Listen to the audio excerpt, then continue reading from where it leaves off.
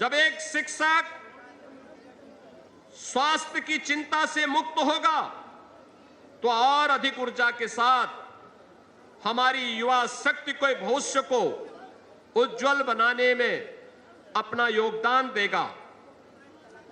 आज डीबीटी के माध्यम से लाभ सीधे लाभार्थियों के खाते में पहुंचकर बिचौलियों से मुक्ति दिलाने का काम हुआ है। विगत 9.5 वर्ष में 65 लाख से अधिक परिवारों को एक आवास उपलब्ध हुआ है। 3 करोड़ से अधिक गरीबों के घर में शौचालय की सुविधा उपलब्ध हुई है। 2 करोड़ से अधिक गरीब परिवारों को निःशुल्क रसोई गैस के कनेक्शन, 10 करोड़ से अधिक लोगों को निःशुल्क स्वास्थ्य का लाभ और 16 करोड़ जरूरतमंदों को निःशुल्क खाद्यान्न उपलब्ध करवाने का कार्य निरंतर चल रहा है।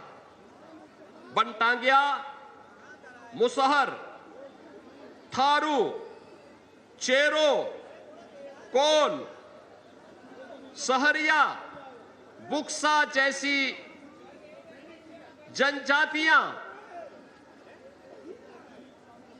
इन सभी को बेहतर सुविधाओं से संतृप्तिकरण कराने के कार्य को तेजी के साथ आगे बढ़ाया गया है। उत्तर प्रदेश के ग्रामीण विकास और डिजिटल सेवाओं को बढ़ावा देने के लिए प्रदेश की सभी 57,600 से अधिक ग्राम पंचायतों को ग्राम सचिवालय के साथ जोड़ने का कार्य हुआ है। प्रदेश में 6 करोड़ लोगों को बहुआयामी गरीबी से ऊपर उठाने में सफलता प्राप्त हुई है।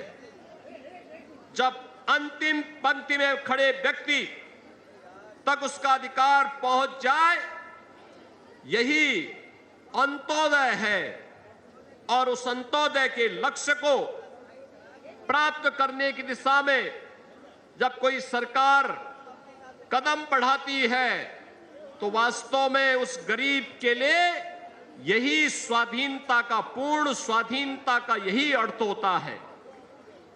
महिलाएं, बेटियां स्वयं सहायता समूह के माध्यम से आर्थिक गतिविधियों से जुड़ रही हैं, उद्यम कर रही है, स्वरोजगार स्थापित कर रही है, बैंकिंग व्यवस्था से जुड़ रही है, ड्रोन जैसी तकनीक का उपयोग करके खेती बाड़ी के कार्य को और आसान बना रही है और उसके माध्यम से उत्तर प्रदेश की अर्थव्यवस्था को एक नए आयाम की ओर अग्रसर भी कर रही है।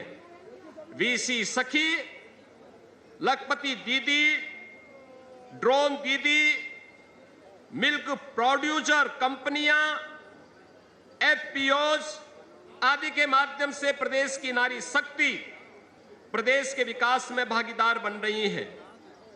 पीएम मातृ वंदना योजना, सुकन्या समृद्धि योजना, उत्तर प्रदेश की डबल इंजन सरकार की कन्या सुमंगला योजना के माध्यम से बेटी पढ़ाओ बेटी बचाओ अभियान को आज एक नई गति मिली है। आज हमारी बहनें और बेटियां कभी भी बाजार जा सकती हैं, पढ़ाई के लिए अकेले जा सकती है, अपने कार्य से घर लौट सकती है और अपने सपनों को पूरा कर सकती है। पिछले 9 वर्ष में हमने नारी शक्ति को उचित सम्मान दिलाते हुए और सुरक्षा से भी उन्हें आजादी दिलाई है। मिशन शक्ति के 5 चरणों को सफलतापूर्वक संपन्न किया है। आज उत्तर प्रदेश के हर थाने में मिशन शक्ति केंद्र है। मिशन शक्ति केंद्र के माध्यम से हम बहन और बेटियों की सुरक्षा, सम्मान और स्वावलंबन को प्रदेश सरकार सुरक्षित कर रही है।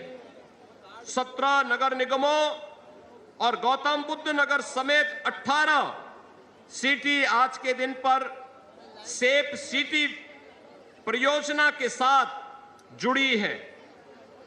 स्टार्टअप में 50% सहभागिता महिलाओं की है। पंचायत में उनका प्रतिनिधित्व बढ़ा है। पुलिस में उनके प्रतिनिधित्व को मजबूती के साथ बढ़ाने का कार्य हुआ है। हमारा लक्ष्य आधी आबादी को समाज के हर प्रारूप में भागीदारी देना भी है। उस राह पर हम अग्रसर हैं। किसान का सम्मान भारत के अन्न का सम्मान है। आज किसान को योजनाओं का लाभ सीधे उसके खाते में मिल रहा है। उसे सिंचाई की बेहतर सुविधा मिल रही है। गन्ना का सही कीमत समय पे मिल रहा है। बीज और खाद मिल रहा है। नई तकनीक से जोड़ा जा रहा है। स्टोरेज और प्रोसेसिंग की सुविधा मिल रही है। कृषि को बाजार से जोड़ा जा रहा है। पीएम किसान सम्मान निधि के तहत 3 करोड़ से अधिक किसानों को 1,04,000 करोड़ रुपए से अधिक का भुगतान उनके स्वयं के बैंक खातों में हुआ है।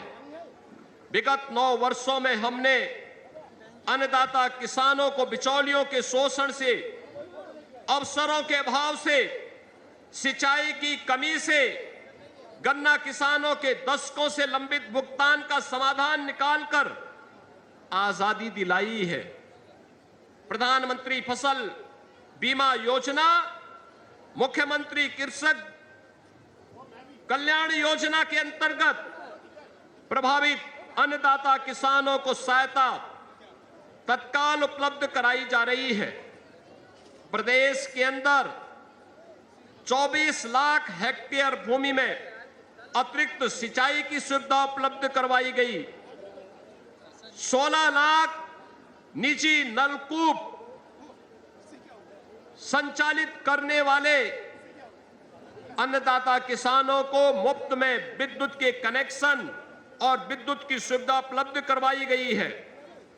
इसी का परिणाम है कि 9 वर्ष में उत्तर प्रदेश की कृषि विकास दर 8% से बढ़कर के 18% तक पहुंची है। ये केवल आंकड़ों का परिवर्तन नहीं, ये प्रदेश के आत्मविश्वास में आए हुए परिवर्तन का परिणाम भी है। हम एक ऐसा उत्तर प्रदेश बना रहे हैं जहां पर विरासत भी है और भविष्य की तकनीक भी, जहां संस्कृतियों का गौरव भी होगा और आधुनिकता की गति भी, जहां परंपरा की जड़ें मजबूत होंगी और विकास के पंख आसमान छूते हुए दिखाई देंगे।